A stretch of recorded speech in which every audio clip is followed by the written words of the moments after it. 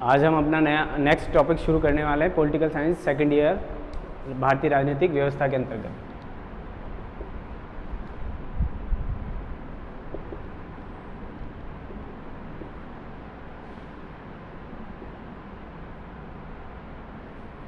ठीक है, और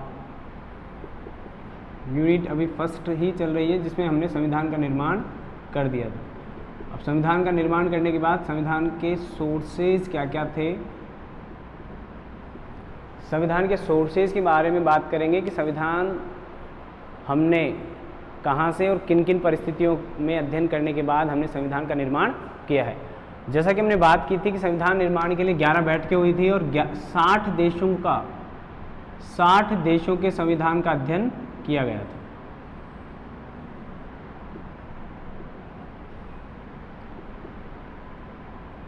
साठ देशों के संविधान का अध्ययन करने के बाद भारत की संविधान प्रारूप समिति ने हमारे संविधान का एक ढांचा तैयार करने का काम किया था। ठीक है, अब बात ये आती है कि संविधान के जो सोर्सेज हैं वह है उन्हें किस आधार पर हम डिवाइड कर सकते हैं कि कैसे कैसे किन किन आधारों पर हमने संविधान को लिया। तो अगर हम बात करें तो संविधान के सोर्सेज जो सोर्स हैं, स्रोत हैं, या जहाँ से संविधान लिया गया, उनको हमने दो भागों में बांटने का काम किया है। तो पहला भाग है जिसकी बात करें जन्म संबंधी,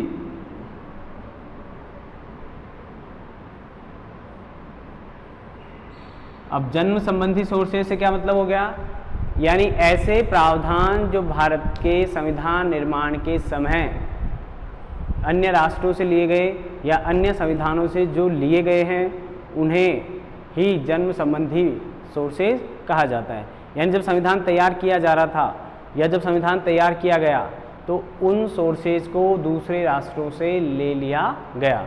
ठीक है, यानी जन्म संबंधी का मतलब जब संविधान का निर्माण किया गया, जब संविधान लिखा गया, जब संविधान लिखा गया तो ऐसे समय जब एज इट इज जो सोर्सेज लिए गए थे, संविधान लिखने के समय जो सोर्सेज लिए गए या जो अनुच्छेद अन्य संविधानों से लिए गए हैं, उन अनुच्छेदों को या उन प्रावधानों को हम जन्म संबंधी सिद्धांत या जन्म संबंधी सोर्सेज या स्रोत कहते हैं। तो इनको रखा गया किस आधारों पर, इसको भी दो भागों में बांटा गया, विदेशी स्रोत, ठीक है, और देशी स्रोत।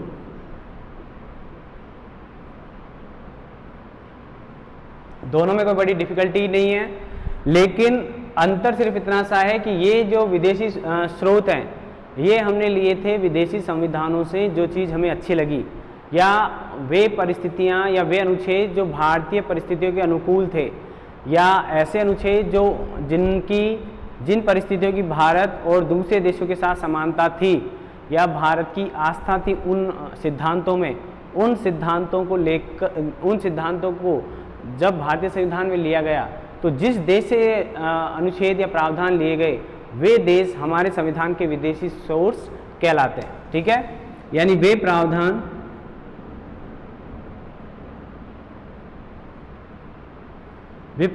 या अनुच्छेद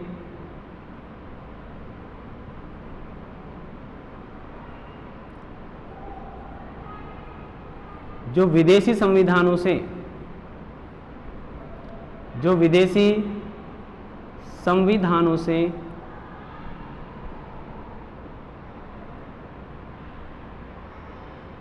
संविधानों से लिए गए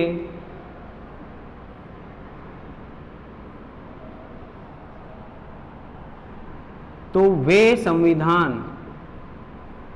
वे विदेशी संविधान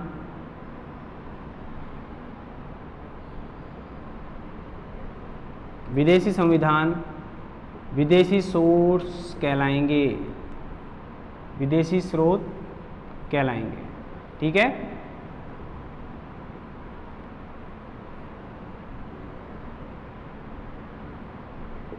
ठीक है। यानी जब हमने किसी विदेश से हमें कोई चीज़ अच्छी लगी, जैसे मूल अधिकार हमें अच्छे लगे, हाँ मूल अधिकार मिलने चाहिए, तो हमने ये प्रावधान अमेरिका से लिया, तो अमेरिका हमारा विदेशी सोर्स हो गया। अमेरिका का जो संविधान है वो हमारा विदेशी सोर्स हो जाता है। इसी तरह अगर यहाँ बात करते हैं, वे प्रावधान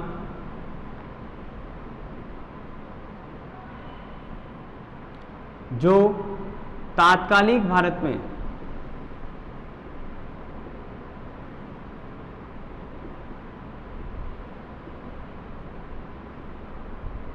पूर्व से ही प्रचलित थे,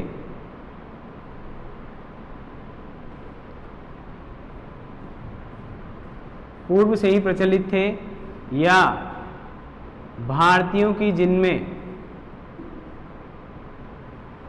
भारतीयों द्वारा जिनका प्रशासन में उपयोग किया जा रहा था, प्रशासन में उपयोग किया जा रहा था।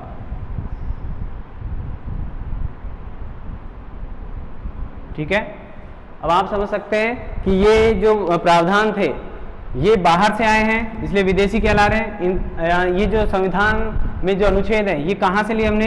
विदेशी संविधानों से। ठीक है, तो विदेशी संविधानों से लेने के कारण वो विदेशी संविधान हमारे लिए विदेशी सोर्स हो गए। ठीक है, जिन जिन राष्ट्रों से लिए, अलग अलग राष्ट्रों से हमने लिया। ठीक है, इसलिए वो सभी राष्ट्र, अमेरिका, रूस, वाइमर गणराज्य या पश्चिमी जर्मनी जिसको कहेंगे, कनाडा, आयरलैंड, ये सभी कैसे हो गए? विदेशी सोर्सेज हो गए। इनके संविधान कैसे हो गए? विदेशी सोर्सेज। ठीक है, दूसरी ओर वे कानून या वे प्रावधान जो भारत में उस समय पहले से प्रचलन में थे और भारतीयों की उनके प्रति आस्था थी, या भारतीयों को लगता था कि ये प्रशासनिक दृष्टिकोण से ये जो प्रावधान है या ये जो अनुच्छेद हैं ये हमारे लिए बहुत काम के हैं, इसलिए उन्होंने एज इट इज़ जो परिस्थितियां या जो कानून उस समय चल रहे थे उनको भारतीय संविधान में लाने का काम किया। तो इसलिए वे क्या कहलाएंगे? देशी सोर्सेज। ठीक है, भारतीय परिस्थितियों में उस समय जो कारगर साबित हो रहे थे। तो इस तरह इनका डिवाइडेशन हमने किया, देशी सोर्सेज और विदेशी सोर्सेज। आगे इसमें चलते हैं। जन्म संबंधी आप समझ गए। जन्म संबंधी मतलब जो निर्माण के समय जब संविधान लिखा जा रहा था तब जो प्रावधान हमने लिए, वे जो संविधान में लिख दिए गए थे उस समय, वे सभी प्रावधान। ठीक है, तो हमारे संविधान का सबसे बड़ा जो सोर्स है विदेशी, वह संविधान का हमारा सोर्स सबसे बड़ा है ब्रिटिश संविधान। उसके अंतर्गत हमने क्या लिया है? देखो, संसदीय शासन प्रणाली।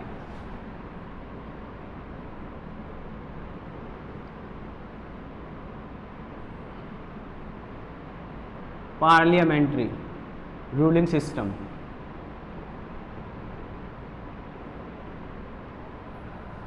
अब जैसा कि आपको बताया, संसद हमने कहां से लिया ये विचार? ब्रिटेन से लिया है। यानी सबसे पहले संसदीय शासन प्रणाली का विकास या जन्म जो हुआ वो कहां हो रहा है? ब्रिटेन में।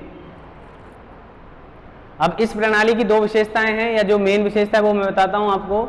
सबसे पहले तो ध्यान रखें कहां से ली हमने? ब्रिटेन से। तो आप ये भी ध्यान रखिए कि प्रणाली हमने कहां से ली? ब्रिटेन से। तो इसका सोर्स क्या हो गया? ये। अब यहाँ पर संसदीय शासन प्रणाली, इसका मतलब राष्ट्रपति को मात्र, अब राष्ट्रपति की जगह वहां कौन है? सम्राट। ठीक है, तो राष्ट्रपति क्या होगा? कार्यवाहक अध्यक्ष होगा। यानी दो प्रकार की कार्यपालिका है, उसका कार्यवाहक अध्यक्ष कौन होगा? राष्ट्रपति। और प्रधानमंत्री होगा वास्तविक अध्यक्ष। वास्तविक अध्यक्ष प्रधानमंत्री।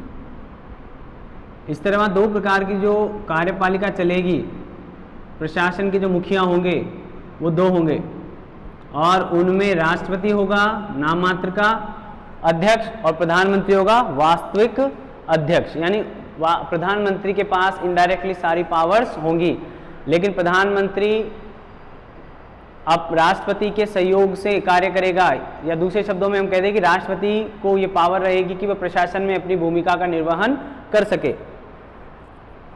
तो ये हमने कहां से ली? संसदात्मक प्रणाली या संसदीय शासन प्रणाली? ब्रिटेन से। इसके बाद अगला जो बिंदु आता है वो आता है विधि का शासन। ये शब्द भी कहां से चल रहा है? विधि के शासन से, रूल ऑफ लॉ, विधि का शासन। ये भी कहां से ली हमने? ब्रिटेन से। अब इसके अंतर्गत क्या होता है कि विधि के समक्ष, विधि के समक्ष सभी को समान माना जाएगा।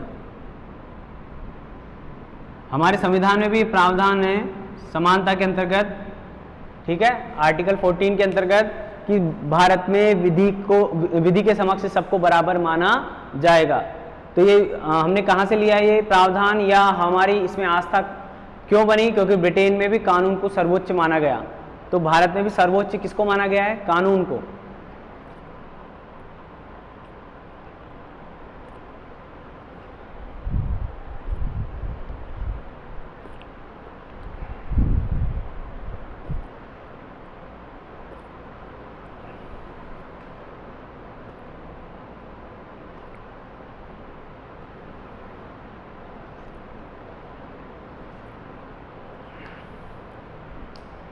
तो विधि के समक्ष समानता भी ब्रिटेन से ली है। इसका मतलब किसी भी व्यक्ति को, यानी चाहे वो राष्ट्रपति हो चाहे प्रधानमंत्री हो, जब कभी उनके प्रति कोई विवाद होगा तो उन्हें कोई विशेष सहानुभूति या विशेष परिस्थिति का लाभ नहीं दिया जाएगा। ठीक है, देखिए दो बातें ली हमने ब्रिटेन से। संसदीय शासन प्रणाली,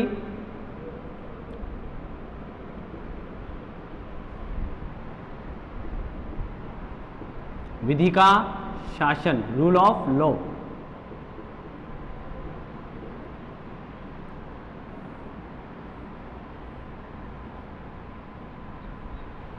अगली जो बात आती है वे आती है एकात्मक शासन प्रणाली, एकात्मक शासन पद्धति। अब एकात्मक शासन पद्धति की आवश्यकता क्यों पड़ रही है? क्योंकि प्रशासन में कभी कभी किसी तरह का डिवाइडेशन होता है तो वहां पर विवाद अधिक मात्रा में उत्पन्न हो जाते हैं, या फिर कई बार ऐसी परिस्थितियां उत्पन्न हो जाती हैं जिससे कि राष्ट्र का विभाजन हो जाए या प्रशासन में एक रूपता नहीं आती है। तो इस एकात्मक शासन पद्धति के अंतर्गत एक रूपता लाने के लिए क्या किया जा रहा है? एकीकृत न्याय व्यवस्था है।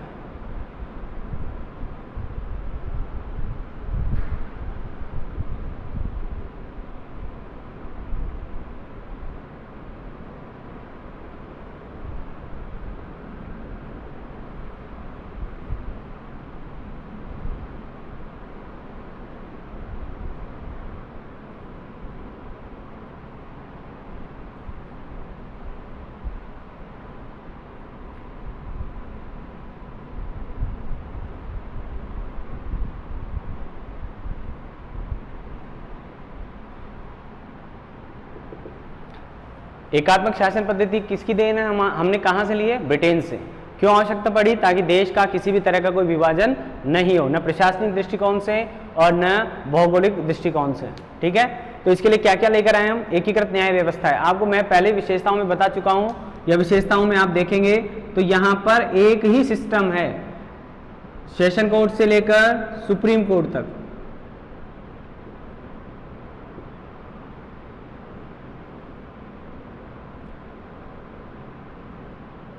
बीच में हाई कोर्ट आएगा, सेशन कोर्ट, हाई कोर्ट, फिर सुप्रीम कोर्ट। प्रत्येक राज्य में यही व्यवस्था है कि सबसे पहले जो विवाद होगा, कुछ अपवादों को छोड़कर सबसे पहले उसकी सुनवाई कहाँ की जाएगी? सेशन कोर्ट में की जाएगी। ठीक है, उसके बाद वहां से वो हाई कोर्ट जाएगा, अपील होगी, और उसके बाद उसकी अपील सुप्रीम कोर्ट में होगी। और उसके बाद अगर किसी तरह की कोई दिक्कत आती है या किसी तरह की न्याय की आशा है आपको, तो आप राष्ट्रपति के पास क्षमा याचना के लिए जा सकते हैं। ऐसा प्रावधान है हमारे। तो पूरे भारत का यही सिस्टम है, तो कहीं भी किसी तरह का कोई लूप यहाँ पर व्यवस्था में नहीं आ सकता। एकीकृत नौकरशाही का मतलब हो गया सिस्टम जो है IAS, IPS, IFS, ये जो तीनों अखिल भारतीय जो सेवाएं हैं, उन सेवाओं के माध्यम से भी प्रशासन में एकात्मकता या एक व्यवस्था स्थापित करने का काम किया जाता है। यानी किसी भी तरह का कोई भ्रष्टाचार या किसी तरह की और कमी को दूर करने के लिए नौकरशाही कैसी रखी गई है, एकीकृत। अभी तो आप और देख रहे हैं कि मिस्टर मोदी ने अभी ये व्यवस्था और कर दी गई है कि सभी एग्जामों के लिए एक संस्था के द्वारा एग्जाम लिया जाएगा। ठीक है, नेशनल टेस्टिंग एजेंसी कुछ ऐसे करके संगठन बनाई है संरचना, वो क्या करेगी, भारत में जितने भी एग्जाम होने वाले हैं सेंट्रल लेवल पर, उन एग्जामों को एक संस्था के द्वारा कंडक्ट करवाया जाएगा। तो आप समझ सकते हैं कि ऐसा क्यों किया जा रहा है, ताकि वह जो नौकरशाही है वह पूर्णतः केंद्र सरकार के अपेक्षाओं पर खरी उतरे, केंद्र सरकार के अनुरूप उसके नियम कायदे कानूनों का निर्माण हो सके और वह उनके अनुसार ही अपना कार्य कर सके। यानी उसकी जवाबदेही डायरेक्ट एक संस्था के प्रति हो, डायरेक्ट एक संस्था के माध्यम से वह अपना काम कर सके। इकहरी नागरिकता आपको पता ही है, अमेरिका में 2 तरह की नागरिकताएं हैं, लेकिन भारत ने अमेरिका की इस बात को स्वीकार नहीं किया। ब्रिटेन में 1 तरह की नागरिकता है, वह भी राष्ट्र की यानी देश की। तो ऐसी ही नागरिकता भारत में भी है। किसकी? भारत की नागरिकता मिली हुई बस, और किसी तरह की नागरिकता नहीं है।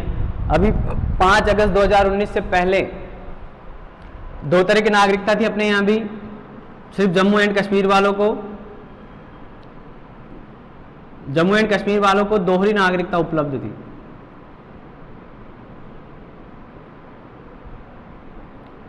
ठीक है, लेकिन 5 अगस्त 2019 से इस तरह के प्रावधान क्या कर दिए गए हैं, हटा दिए गए। अब संपूर्ण भारत में एक तरह की नागरिकता है, और यह भी हमने किससे ली है, ब्रिटेन से ली है। इकहरी नागरिकता आप समझ ही सकते हैं कि एक राष्ट्र होगा तो आपकी जो भावनाएं हैं वह किसके प्रति जुड़ी होंगी, राष्ट्र के प्रति। राष्ट्रवाद के नाम पर आप अपने राज्य और राष्ट्र की लड़ाई के बीच में किसी तरह का कोई विवाद नहीं पाएंगे। सर्वोच्च सबसे बड़ा हित क्या है हमारा, राष्ट्र। यानी हमें सबसे आगे किसको रखना है, राष्ट्र को। इसलिए हमने कौन सी नागरिकता ले रखी है भारतीयों ने, या भारत में किस तरह की नागरिकता उपलब्ध है, इकहरी नागरिकता। उसके बाद है मंत्रिमंडलीय व्यवस्था। हमारे यहाँ प्रशासनिक कार्यों को करने के लिए मंत्रिमंडल की जवाबदेही तय की गई है। यानी मंत्रिमंडल निर्माण किया जाएगा जब आप बहुमत वाले दल को लेकर, या बहुमत वाले दल से सरकार बनाई जाएगी। उस सरकार में से मंत्रियों को चयन किया जाएगा, और मंत्री जो कि लोकसभा में अगर अपना बहुमत स्पष्ट नहीं कर पाते हैं तो उन्हें इस्तीफा देना पड़ेगा। और लोकसभा के सदस्य जनता द्वारा निर्वाचित होते हैं, यानी उनका सीधा कनेक्शन किसके साथ है, जनता के साथ। अगर जनता की अपेक्षाओं पर कोई सरकार खरी नहीं उतरी है तो उसको क्या देना पड़ता है, इस्तीफा देना पड़ जाता है। तो ये जो मंत्रिमंडलीय जो व्यवस्था है प्रशासन को अच्छे से चलाने के लिए, ये भी हमने कहाँ से ली है, ब्रिटेन से ली है। ठीक है, आगे चलें।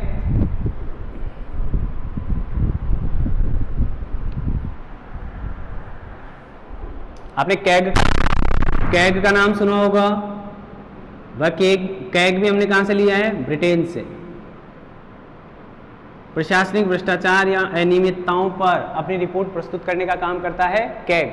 यानी कैग भारत सरकार के द्वारा जो खर्चे किए जाते हैं उन व्ययों की जानकारी, उन व्ययों का पूरा लेखा जोखा करता है, तय करता है।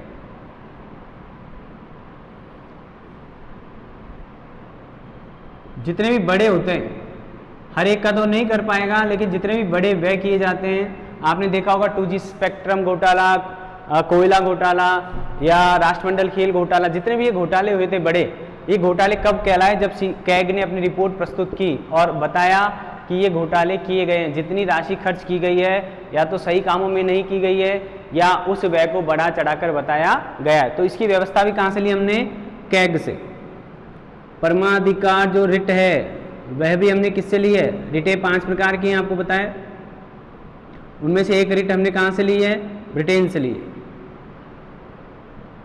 ठीक है, यानी हमने इतनी सारी चीज़ें ली है। मैं उसको एक बार और इंडिकेट कर दूं क्योंकि हमारे काम आती है ये इकहरी नागरिकता।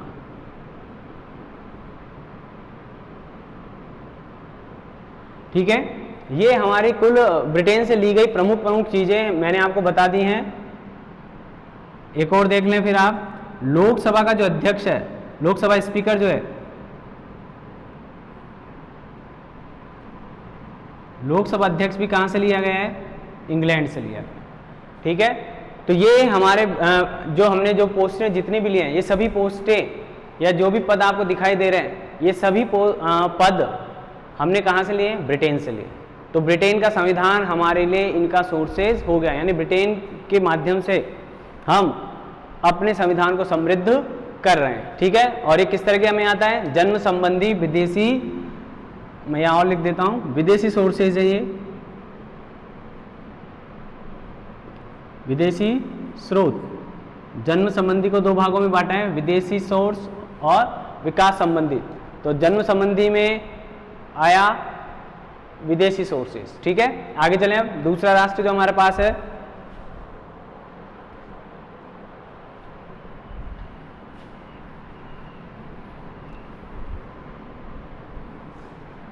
दूसरा जो राष्ट्र है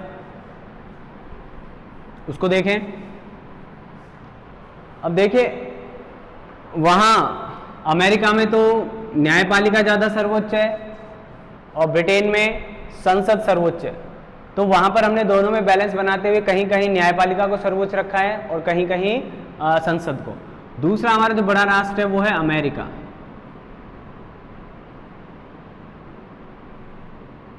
ठीक है, अब अमेरिका से क्या क्या लेंगे हम? राष्ट्रपति, उपराष्ट्रपति,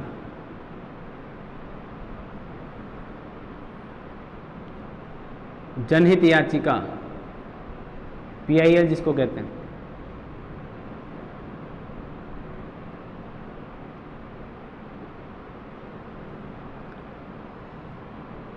न्यायिक पुनरावलोकन,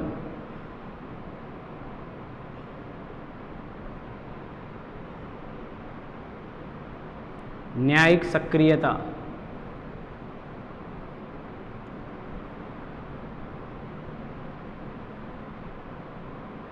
न्यायिक सक्रियता के बाद न्यायपालिका की स्वतंत्रता,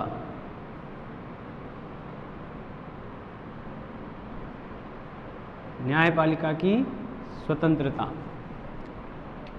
अवशिष्ट शक्तियां होंगी, अवशिष्ट शक्तियां, मूल अधिकार, महाभियोग,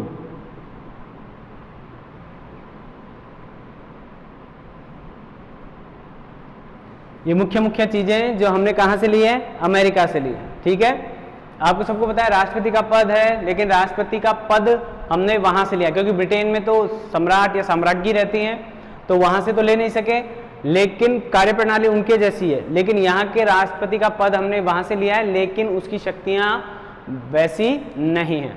उपराष्ट्रपति अपने यहाँ है जैसा वहां पर है। जनहित याचिका, आप जानते हैं कि जनहित याचिका का उद्भव अमेरिका से हुआ, भारत में भी इसका उद्भव हुआ। PN भगवती जो सुप्रीम कोर्ट के चीफ जस्टिस रहे थे, उनके समय में। जनहित याचिका से हमारा तात्पर्य क्या है कि अगर एक बहुत बड़े वर्ग का हित प्रभावित हो रहा है तो उस वर्ग के द्वारा सीधे ही सुप्रीम कोर्ट या हाई कोर्ट में जाया जा सकता है।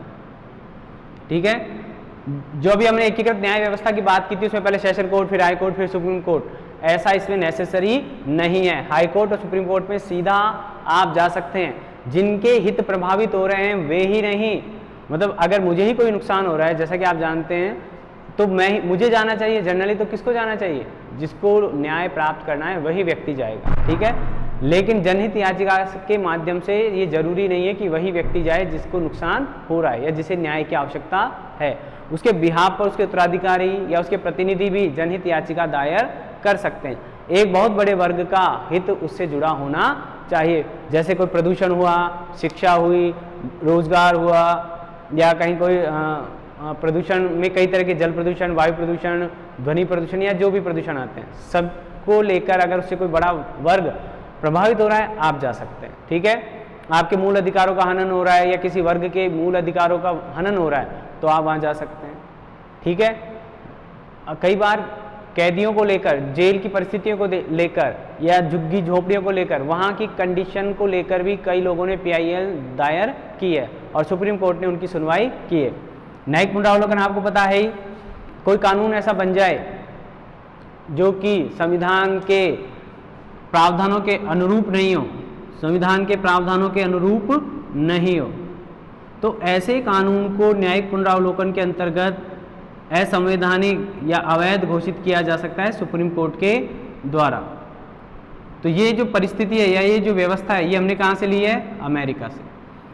यानी कई बार ऐसा होता है कि संसद बहुमत के आधार पर किसी गलत कानून को भी पास करने का प्रयास किया जाता है बहुमत वाली सरकार के द्वारा, ठीक है, अपनी वोटों की राजनीति को बनाए रखने के लिए या उसका बेनिफिट लेने के लिए। तो ऐसे समय यानी कानून और राजनीति में जब टकराव होता है तो अगर वो प्रावधान कानूनों के अंतर्गत उचित नहीं है या किसी भी तरह के कानून का उल्लंघन हो रहा है या संविधान का उल्लंघन हो रहा है, तो ऐसी परिस्थिति में सुप्रीम कोर्ट के द्वारा उस कानून को अवैध घोषित किया जा सकता है। ये क्या कहलाता है? न्यायिक पुनरावलोकन।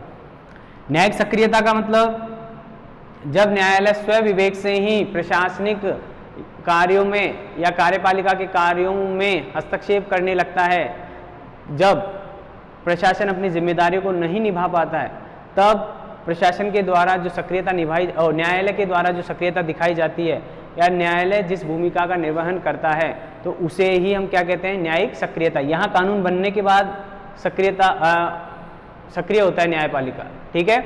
यहाँ कानून बनने से पहले ही जिनकी जो जिम्मेदारियां हैं वह बताने के लिए न्यायपालिका आगे बढ़कर खुद कोई कार्य करती है, तब वो क्या कहलाता है? न्यायिक सक्रियता।